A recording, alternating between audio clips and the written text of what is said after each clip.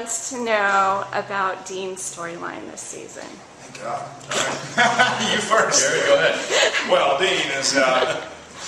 Dean's storyline this season. Well, I don't think it's just Dean's storyline. I think it's the brothers are back together now, so that's a good thing. I think Sam's got more. He's dealing more with more of a personal issue than Dean would.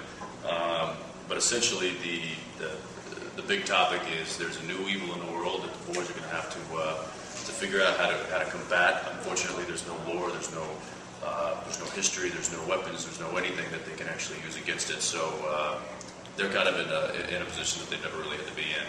Yeah. And they're going to they're going to kind of pool their resources and between the two of them and Bobby, and they're going to try to figure out how to deal with it. And it's going to be a very difficult situation for both of the guys.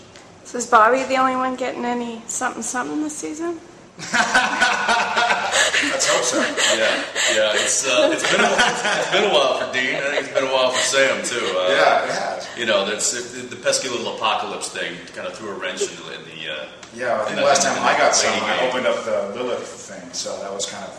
Yeah, oops. Sam sleeps with Ruby, and Ruby opens up the. Yeah, that's never a good thing. In fact, I just shot a scene where Dean steps up to a bar and hits on the bartender, and she gives him a nice little offer. I think it was I kind of played it as though Dean, oh wow, I've forgotten what that feels like. So we'll see what happens. Okay, that's a little disappointing. We want to see. We'll see. It's still early in the season. So. I think honestly we are. I think we are going to have. I think to touch on what Jensen was saying, is that the boys obviously have this new evil that we haven't encountered yet. It's sort of uncharted territory, and we also find ourselves losing a lot of what we've been able to rely on. Like we had an angel in our pocket. We had somebody with a lot of power who could be there at a prayer's notice and help save the day. We no longer have him. We start gradually, losing these things we relied on. This kind of arsenal of weapons and friends, and we've lost so many friends in the last 6 years, and fellow hunters, and now we lost our angel. And so we're facing an unknown demon with a lack of resources. And so I think that's going to be an exciting journey for the two boys, but I do think that there will be some girls involved, so we'll figure it out. Yeah. So what's it like not having that diva Misha Collins on set? Great. It's fantastic. It's like a breath of fresh air. Yeah. We miss him. I mean, we're obviously being facetious, but he's been such a nice addition to the show for the last 3 seasons, 4, 5, and 6.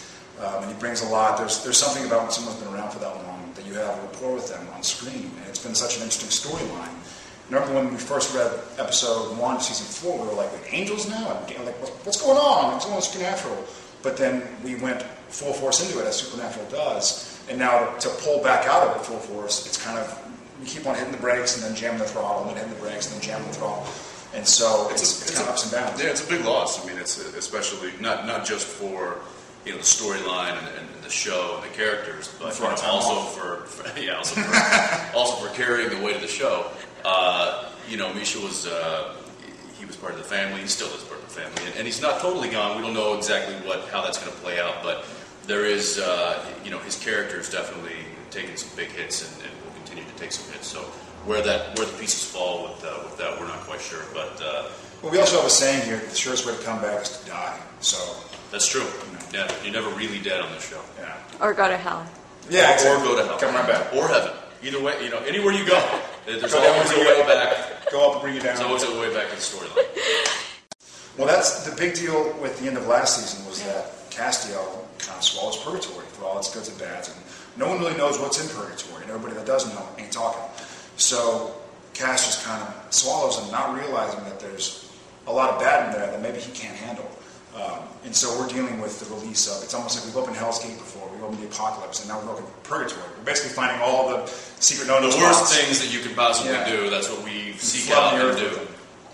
Yes, and we learn right away in the first episode of season 7 what we're dealing with, but we don't know how to deal with it. So that'll be a big shock to the system, and we also find out what happened to Cass when he opened up the door to Purgatory and what he inhaled essentially. It ain't good. The show has gotten as big as you can get. Now we're dealing with God. Are we going to go down to some smaller little bads? I hope so. Send your letters and emails. I miss the days of the Wendigo and That's right, Women in White. Yeah. Just the simple do. ghost stories. But we will have those. We'll have the one-offs that kind of standalone episodes where we say forget it. This is too big for us to deal with. But you know what? This we can deal with. So it's actually this episode we're shooting right now. Yeah. The comment Dean makes, like, it feels good to get back to some black and white after dealing with so much. And so we do kind of pepper in the old Monster of the Weeks, is how we call them. Right. So we will. And that's another thing about the last couple seasons. We've had an angel on our side to go like, we don't know what that is. Cass, what's going on here? Come help us. Tell us. We don't have that anymore. We got to rely back on obituaries and Right. newspaper articles.